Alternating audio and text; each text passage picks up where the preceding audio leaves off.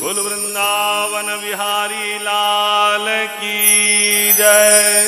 वैष्णव समाज की जय। समस्त आचार्य वृंद की जय। श्रीमद् भागवत महापुराण की जय।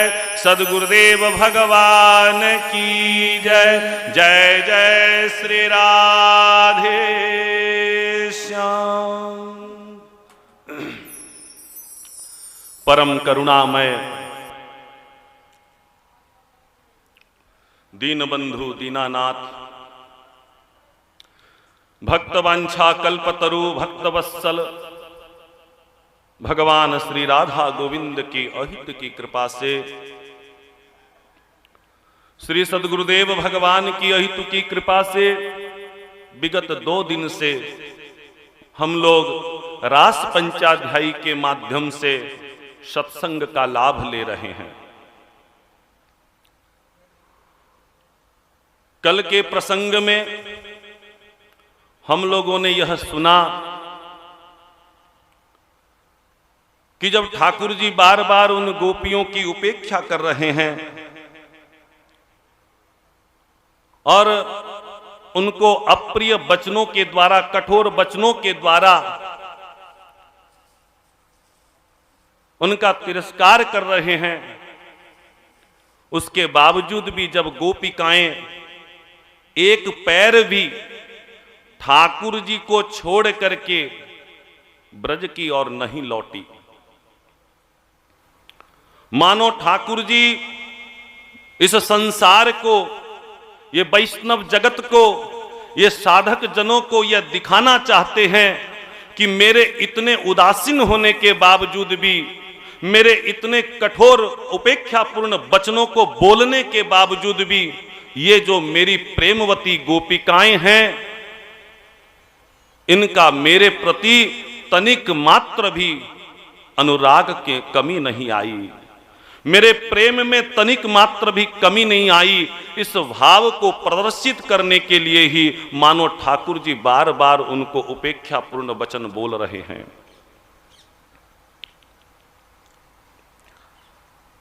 लेकिन प्रियतम के मुख से बार बार इस प्रकार के कठोर वचनों को सुनकर गोपिकाएं बिल्कुल विषाद में डूब गई।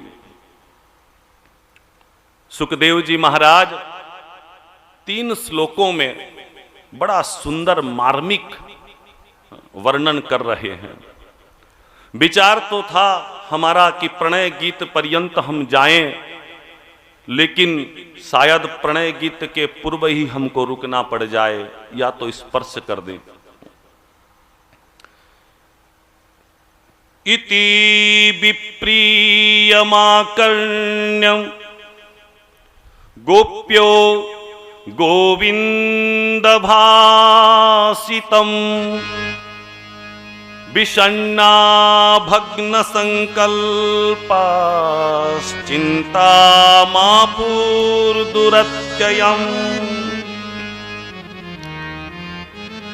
बोल वृंदावन बिहारी लाल की जय।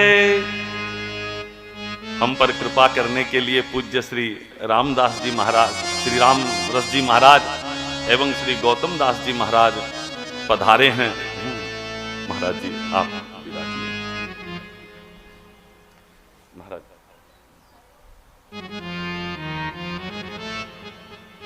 और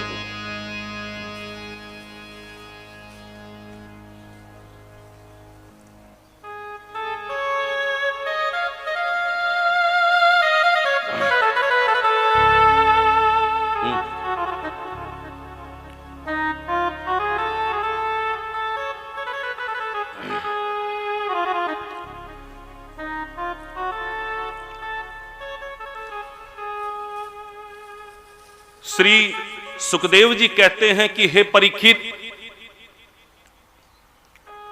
प्रियतम श्री कृष्ण के मुख से इस प्रकार 10 श्लोक में कहे गए विप्रियम,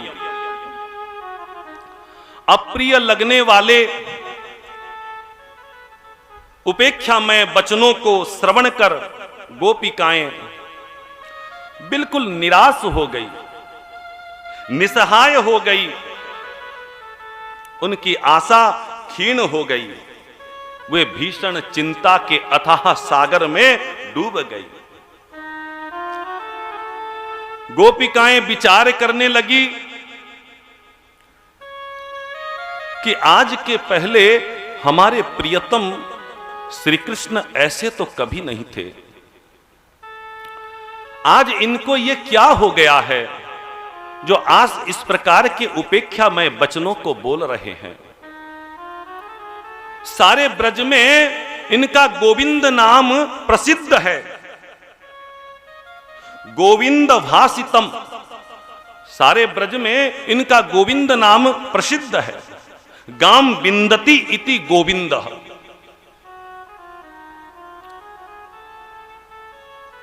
यदि हम गौ का अर्थ पृथ्वी लेते हैं, यहां पर गाम बिंदति इति गोविंद अर्थात गोपिकाएं कह रही हैं कि ये अखिल कोटि ब्रह्मांड के ईश्वर होने पर भी, ये स्वयं साक्षात भगवान होने पर भी इनका हृदय इतना विशाल है, इतना कोमल है, ये अपने हाथों से गौओं की सेवा करते हैं, अपने हाथों से गौओं का पालन करते हैं, उनके पीछे पीछे ये वन में जाते हैं। और हम भी तो ब्रज की गोपिकाएं हैं, इनके चरणों की दासिकाएं हैं। जब इनका हृदय इतना उदार है गौओं के प्रति, तो फिर हम गोपियों के प्रति क्यों नहीं होगा। इसीलिए ये हमारी भी और देखेंगे और हमें अप्रिय वचन नहीं बोल करके ये हमें अपना लेंगे। लेकिन इनके इस प्रकार के अप्रिय वचनों को सुनकर हमें ऐसा प्रतीत होता है कि इनका गोविंद नाम किसने रख दिया। और गौ का अर्थ यदि गो का अर्थ यदि इंद्रिय लिया जाए तो गोविंद का अर्थ होता है कि जो प्रत्येक इंद्रियों को सुख देता है वह गोविंद है। जिसका दर्शन नेत्रों में शीतलता छा जाती है, जिसके दर्शन मात्र से, जिसकी वाणी इतनी मधुर है कि मानो कानों में अमृत उड़ेल देता है, जिसका स्पर्श इतना शीतल है मानो करोड़ों करोड़ों चंद्रमा की शीतलता को भी तिरस्कृत कर देता है। ऐसे जो गोविंद हैं, आज ये अपने अप्रिय वचनों के द्वारा हमारे प्रत्येक इंद्रियों में विष घोल रहे हैं। इनका यह गोविंद नाम वास्तव में उपयुक्त नहीं है। ये अथवा ये गोविंद होकर के भी आज ऐसे अप्रिय वचन क्यों बोल रहे हैं। अथवा एक टीकाकार कहते हैं यदि गो का अर्थ पृथ्वी किया जाए तो गोविंद का अर्थ होता है जो पृथ्वी का पालन करने वाले हैं। ये तो पृथ्वी के भार को हरण करने के लिए ही इस धरातल पर अवतरित हुए हैं, प्रकट हुए हैं। और हम भी तो इस वसुंधरा की संतान हैं, हम भी तो इस भूदेवी की संतान हैं। तो इनका कर्तव्य बन जाता है कि ये हमारा भी पालन करें, ये हमारी भी रक्षा करें। लेकिन इनके इस प्रकार के अप्रिय वचनों को सुनकर हमें ऐसा प्रतीत होता है इनके अनुग्रह से हमें चिरकाल तक वंचित ही रहना पड़ेगा, वंचित ही रहना पड़ेगा।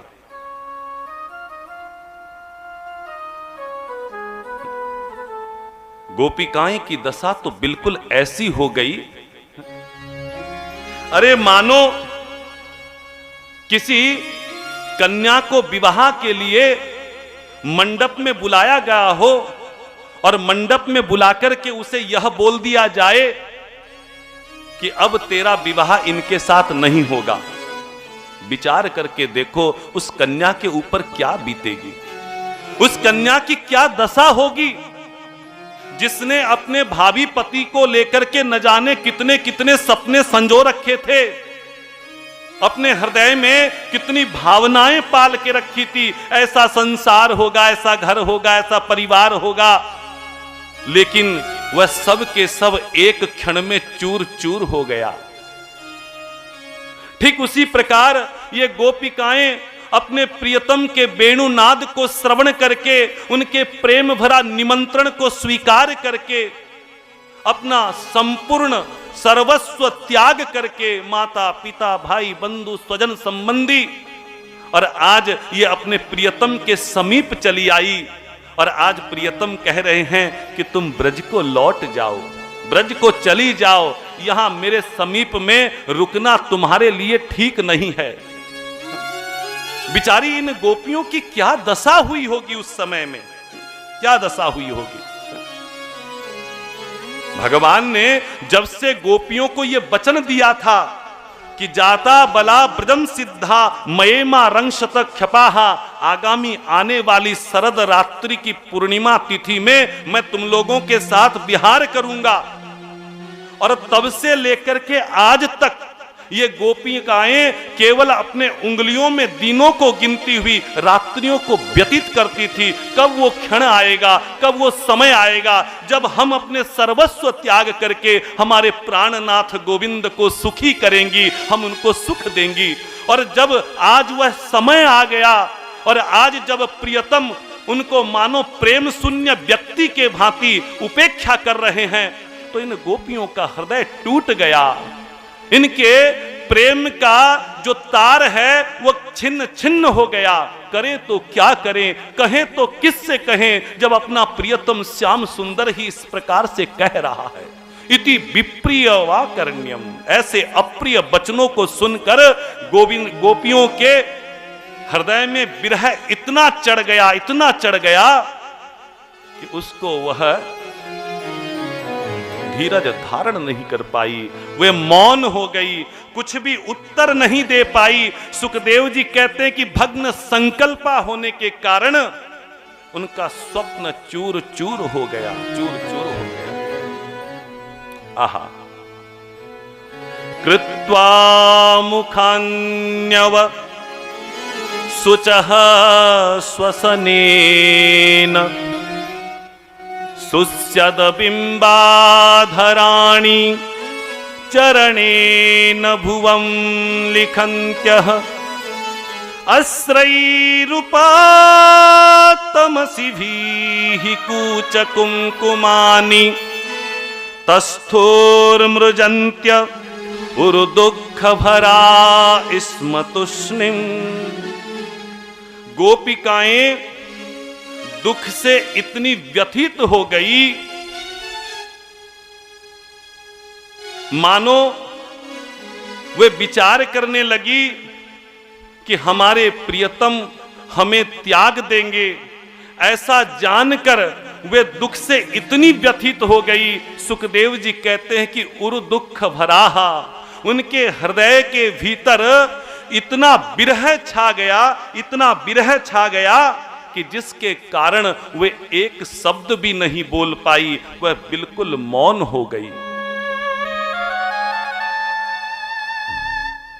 व्यक्ति अभी डूबा नहीं है, लेकिन उसको विश्वास हो गया है कि अब मैं डूब जाऊंगा। डूबने के पहले वो हाथ पैर को फटकारता है, चिल्लाता है, पुकारता है बचाने के लिए, और कदाचित यदि वह डूब जाए तो फिर तो वह पुकारना भी बंद हो जाता है, उसका चिल्लाना भी बंद हो जाता है। अब तक गोपिकाएं उस विरह सागर में तैर रही थी, डूबी नहीं थी, लेकिन प्रियतम श्याम सुंदर के इस प्रकार कहने से कि हे गोपिकाओं तुम लोग ब्रज को लौट जाओ, वो इतनी व्यथित हो गई, उस विरह सागर में डूब गई। अब कुछ बोलने का बिल्कुल मौन हो गई और कुछ उत्तर नहीं दे पाई। सुखदेव जी कहते हैं, जिस कारण से उनका खिला हुआ मुख कमल सहसा सूख गया,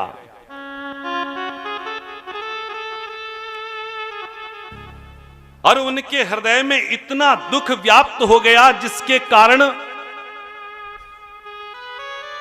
उनकी नासिका से लंबी लंबी गरम गरम श्वासें निकलने लगी।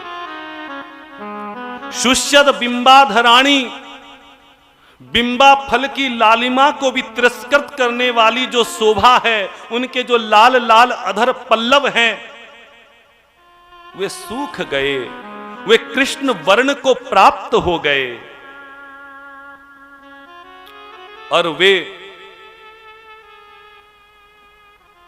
अपने बाम पैर के चरण के अंगूठा से धरती को कुरेदने लग गई। चरणेन भुवम लिखन्त्यः, उनका मुख नीचे की ओर लटक गया, उनके नेत्रों से झरझर अश्रुपात होने लगे, और अश्रु के साथ साथ उनके नेत्र में लगा हुआ कज्जल भी धुल गया। उन्होंने बड़े प्रीति के साथ, बड़े अनुराग के साथ अपने वक्षस्थल में प्रियतम की सेवा के लिए कस्तूरी कुमकुम आदि के द्वारा पत्र की रचना की थी, वह भी उस आंसुओं में धुल गए। अस्रैरुपात्तमसिभिः कूचकुंकुमानि तस्थोर्मृजन्त्यः उर्दुःख भरा इष्मतुस्नि। वे गोपिकाएं मौन हो गई। इस श्लोक में बहुत से टीकाकारों ने कई प्रकार के अर्थ किए हैं, कई प्रकार के विचार रखे हैं। हम लोग कुछ एक दो महाजनों के विचार का आस्वादन करते हैं।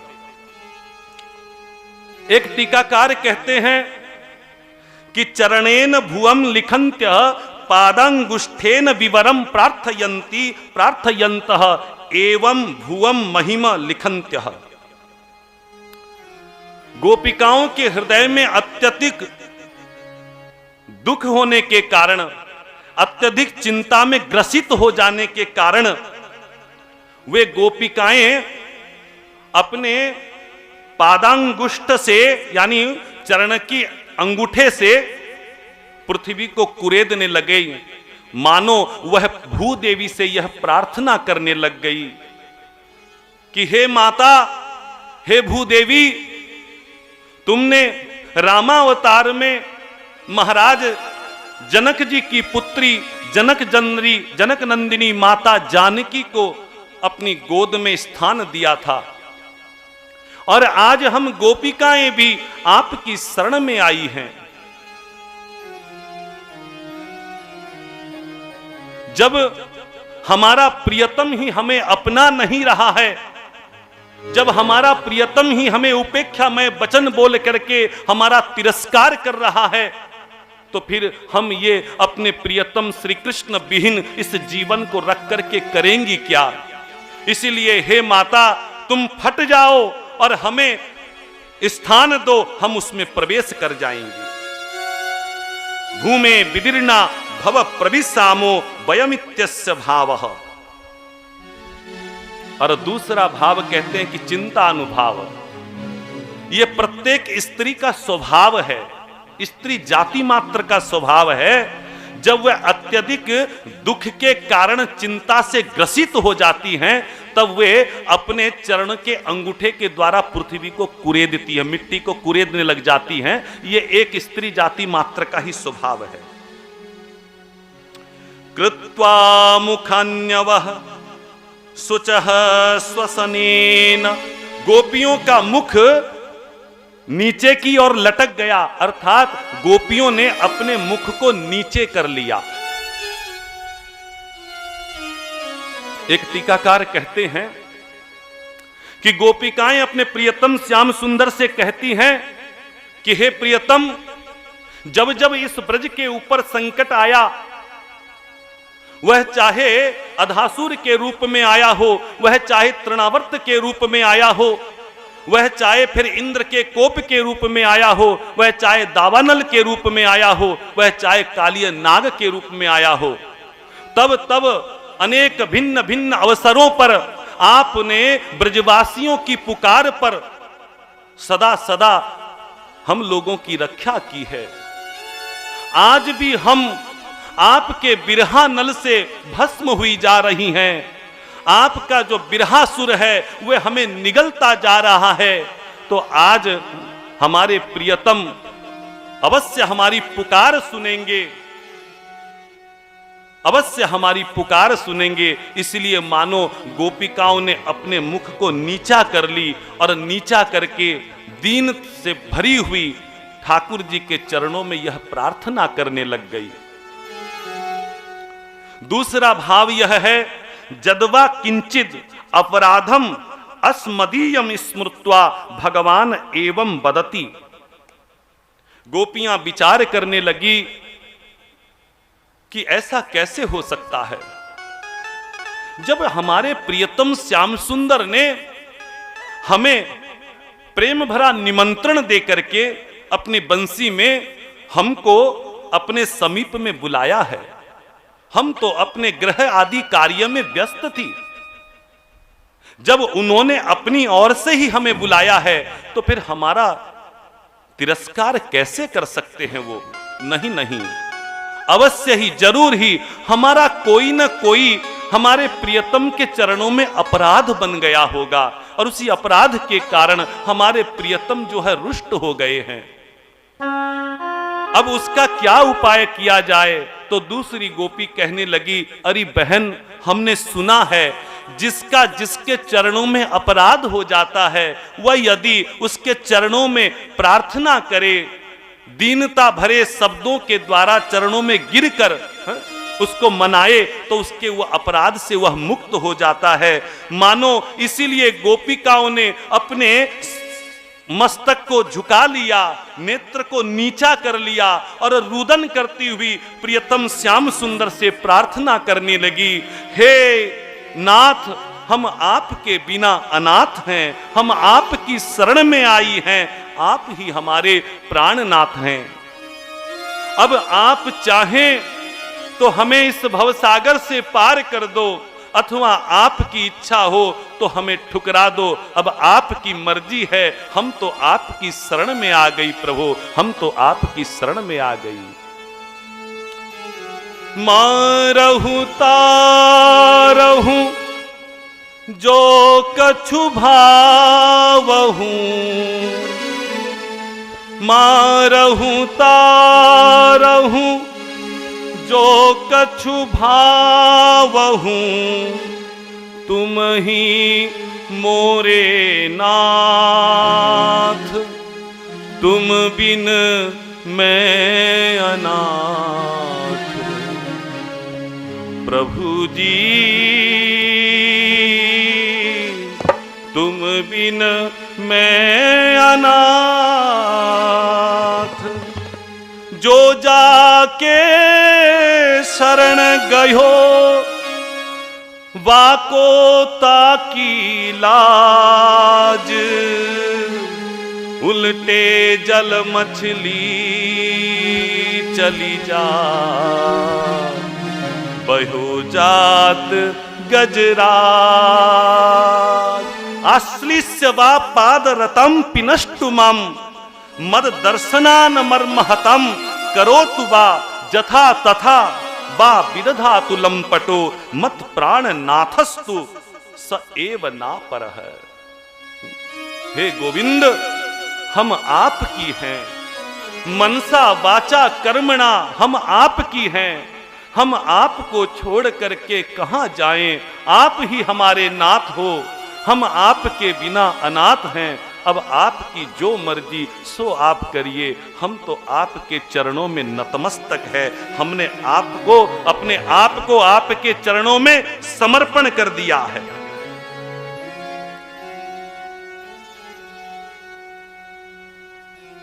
और एक बड़ा सुंदर प्यारा भाव है, हमारे गुरुदेव के मुख से मैं यह भाव सुना था। ब्रज में एक बड़े टकसाली संत हो गए श्री हरिराम व्यास जी महाराज। हरिराम व्यास जी की जो जीवनी पढ़े होंगे वो जानते होंगे कि हरिराम व्यास जी का कैसा ऐश्वर्य था। 56 राज के जो राजा थे उनके अकेले व्यास थे, पंडित थे श्री हरिराम व्यास जी। उनका ऐश्वर्य की तो कोई ठिकाना नहीं। और विद्वान ऐसे थे कि बड़े बड़े विद्वान भी उनके सामने में आने में थर्राते थे, दूर से ही चले जाते। हरिराम व्यास जी आए, चलो भाई चलो, दूर से भाग जाते थे। किसी रसिक महानुभाव की कृपा हो गई, किसी वृंदावन के पथिक की कृपा हो गई, रसिक की कृपा हो गई, और वे सर्वस्व त्याग करके हरिराम व्यास जी वृंदावन के किंकर बन गए। और जब वे वृंदावन में अखंड वास करने लगे तब उनके शिष्य ओरछा नरेश को बड़ा विरह व्याप्त गया कि भाई गुरुजी तो चले गए, अब यहां पर भक्ति का प्रचार कैसे हो, कैसे भगवान के चरणों की भक्ति में ये जीव लगे,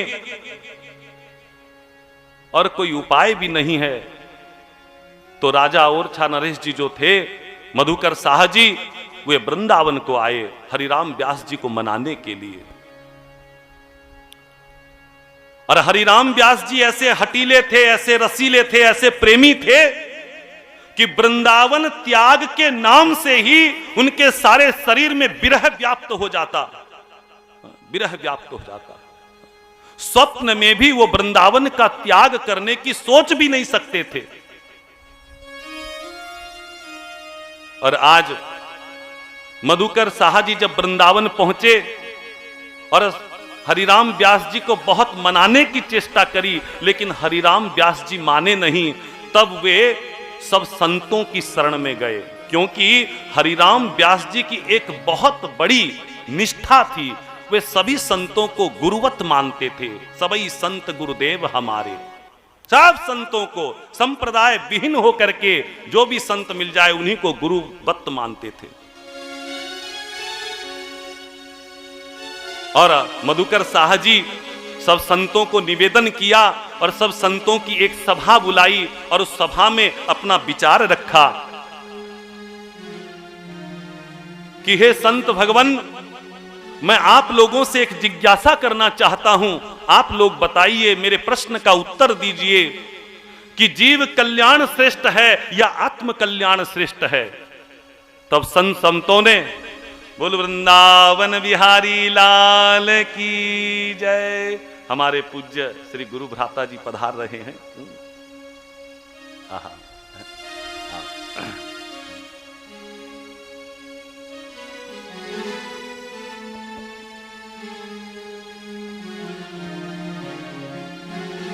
आप विराजमान। तो उन्होंने पूछा कि जीव कल्याण श्रेष्ठ है कि फिर आत्म कल्याण श्रेष्ठ है। तब एक सब संत एक स्वर में कहने लगे कि जीव कल्याण श्रेष्ठ है, आत्म कल्याण से जीव कल्याण श्रेष्ठ है। तो फिर मेरा निवेदन है, सभी संत भगवानों से मेरा निवेदन है, आप लोग हरिराम व्यास जी को मनाइए। यदि हरिराम व्यास जी ओरछा जाते हैं तो आज करोड़ों करोड़ों हजारों हजारों जीवों का उद्धार हो जाएगा, उनका कल्याण हो जाएगा। सब लोग भक्ति में रंग जाएंगे, राधा गोविंद के प्रेम में रंग करके सब लोग गोलोक धाम को प्राप्त कर जाएंगे। सब संतों ने निर्णय किया, हां ठीक बात, जरूर हरिराम व्यास जी को हम बोलेंगे। हरिराम व्यास जी को बुलाओ भाई, कहां गए? उस समय हरिराम व्यास जी यमुना स्नान करने के लिए गए हुए थे, यमुना दर्शन को गए थे। तो एक संत जो है दौड़े दौड़े हरिराम व्यास जी के पास पहुंचे, बोले कि व्यास जी महाराज, वहां संतों ने सबने मिलकर के यह निर्णय किया है कि आपको वृंदावन छोड़ करके और ओरछा जाना पड़ेगा। आपके शिष्य ओरछा नरेश मधुकर साह आपको लेने के लिए आए हैं और यह संतों की आज्ञा है। इतना सुनते ही हरिराम व्यास जी के रोम रोम में विरह व्याप्त हो गया। आहा, कैसे इस वृंदावन का मैं त्याग कर सकता हूं। कितने जन्मों के पश्चात श्री किशोरी जी की ऐसी कृपा हुई थी, उसने अपने सर्वस्व, जो उनका अपना हृदय का स्थान है, वह वृंदावन मुझे दे दिया था झोली में। आज मैं कैसे इस वृंदावन का त्याग कर सकता हूं। एक एक पेड़ को पकड़ करके रोने लगे, विकल होकर के रोने लगे, कैसे मैं इसका त्याग करूं। उन्होंने देखा कि संतों की यदि आज्ञा हो गई तो फिर मैं इसको टाल नहीं सकता, लेकिन करूं तो क्या करूं। तब उन्होंने विचार किया, एक उपाय है। बोले कि गधा लेकर के आओ। तुरंत वह मित्र साथी गधा लेकर के आया और अपने मुख में कालिक पोत ली और पोत करके उस गधा में बैठ करके हरिराम व्यास जी महाराज उस सभा की ओर चलने लगे। और उस सभा में जैसे ही पहुंचे तो सब संतों ने देखा कि भाई ये कौन आ रहा है, ये क्या बात है, कौन आ रहा है। तब कुछ संतों ने बोला ये तो हरिराम व्यास जी लगते हैं। अरे हरिराम व्यास जी की ऐसी कैसी दशा हो गई है, क्या बात है। तब हरिराम व्यास जी स्वयं ही उत्तर देने लगे, स्वयं ही अपने आप कहने लगे, देखो किस वृंदावन का त्याग करके पुनः मैं यदि उसी संसार में जाता हूं तो मेरा मुख तो काला होना ही है, मेरा सिर तो झुकना ही है, मुझे गधे में तो बैठना ही है। इसीलिए मैं पहले ही अपना मुख को काला कर लेता हूं, पहले ही मैं गधे में बैठ जाता हूं। तब संतों ने देखा इतना प्रेम, इतना अनुराग इस ब्रजभूमि के प्रति, इस वृंदावन भूमि के प्रति। नहीं, हम इस ऐसे प्रेमी को इस वृंदावन से बाहर जाने के लिए आज्ञा नहीं दे सकते, नहीं दे सकते। आहा, ठीक वही भाव यहां है। गोपियां कह रही हैं कि हे नाथ, हमने अपना सर्वस्व, माता पिता भाई बंधु स्वजन संबंधी, घर द्वार धन जन धर्म अधर्म कुल सबको त्याग करके आज आपकी शरण में आ गई, आपके समीप आ गई, और आज आप पुनः हमें संसार में धकेल रहे हैं। आज तक तो हमारा सिर उठा हुआ था क्योंकि हम आपकी शरण में थी, और आज आप हमें पुनः संसार में धकेल रहे हैं, तो हमारा सिर तो ऐसे ही झुकना है, ऐसे ही हमारा मुख तो काला होना ही है। इसीलिए हम पहले ही अपने शीश को झुका लेती हैं, और जो अश्रु उनके नेत्रों से बह रहे थे कज्जल मिश्रित, उससे उनका मुख काला हो गया था, तो पहले ही हम अपने मुख को काला कर ले रही हैं। कृत्वा मुखान्यवः, उनका मुख जो है वह लटक गया, झुक गया, वो नीचे झुका ली। दूसरे एक टीकाकार कहते हैं, गोपिकाएं अपने शीश को झुकाकर गोविंद के चरणों में स्थित कर दी। मानो गोपिकाएं अपने प्रियतम श्याम सुंदर से यह कहना चाहती हैं कि हे श्याम सुंदर, आप बार बार उपेक्षामय वचनों के द्वारा हमारा तिरस्कार कर रहे हैं, हमें बार बार आप कह रहे हैं कि घर लौट जाओ, ब्रज को लौट जाओ, तो हम शपथ खाती हैं, हम आपके चरणों में अपने इस जीवन को, प्राण को विसर्जन कर देंगी, लेकिन हम ब्रज लौट करके नहीं जाएंगी, पुनः आपको त्याग करके हम संसार में नहीं जाएंगी, संसार में नहीं जाएंगी। इसीलिए मानो वो गोपिकाएं अपने मुख को नीचा कर ली, नीचा कर ली। सुखदेव जी कहते हैं, और रुदन करने लग गई। सुखदेव जी कहते हैं, अश्रैरुपातमसि भीः कूचकुंकुमानि तस्थोर्मृजन्त्य उरुदुःख भराः इष्मतुष्णिम्। गोपिकाएं के नेत्रों से इतने अश्रुपात हो रहे थे, इतने अश्रुपात हो रहे थे कि जो प्रियतम के रिझाने के लिए अपने नेत्रों में काजल लगाई थी वह काजल तो बह ही गया।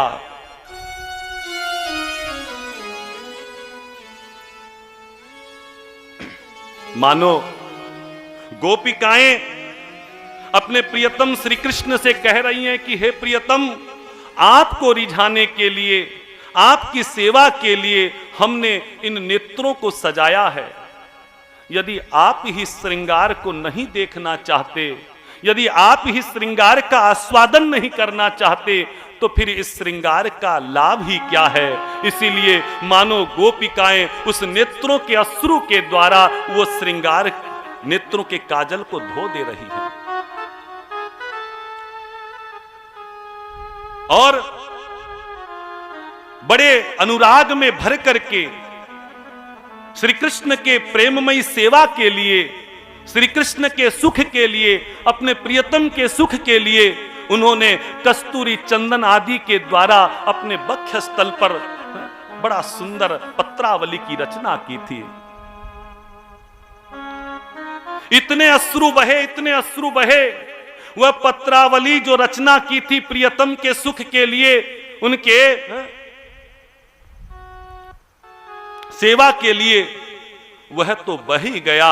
मानो गोपिकाएं कह रही हैं, हे नाथ, हम इतना रोएंगी, इतना रोएंगी, इतना रोएंगी, काजल तो आंखों का बह ही जाएगा, हमारे अधरों की लाली भी बह जाएगी, उसके साथ साथ हमारे वक्षस्थल पर लगा हुआ यह कस्तूरी केसर आदि के द्वारा पत्रावली रचना वह भी बह जाएगी। और हम कहां तक कहें, कहां तक कहें, हमने जो महावर लगाया अपने चरणों में, महावर तक हम धो डालेंगी। जब आप हमारे प्रियतम श्याम सुंदर जब हमारी ओर देखना ही नहीं चाहते, जब हमारे श्रृंगार का आप आस्वादन ही नहीं करना चाहते, तो फिर इस श्रृंगार का लाभ ही क्या है। हम इस सब को धो करके बहा देंगे।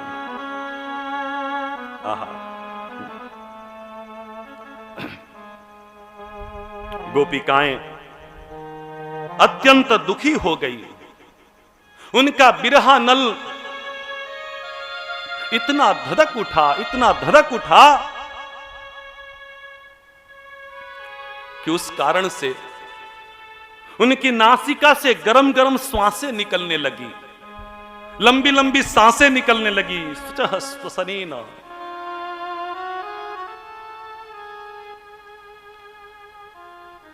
और उस गरम गरम सांसें के द्वारा सुचद बिंबाधराणी, बोल वृंदावन बिहारी लाल की। पूज्य श्री गुरुदेव भगवान पधार रहे हैं आपके चरणों में। हे गुरुदेव प्रणाम आपके चरणों में। हो तीरथ धाम आपके चरणों में। हे गुरुदेव प्रणाम आपके चरणों में। हो सारे तीरथ धाम आपके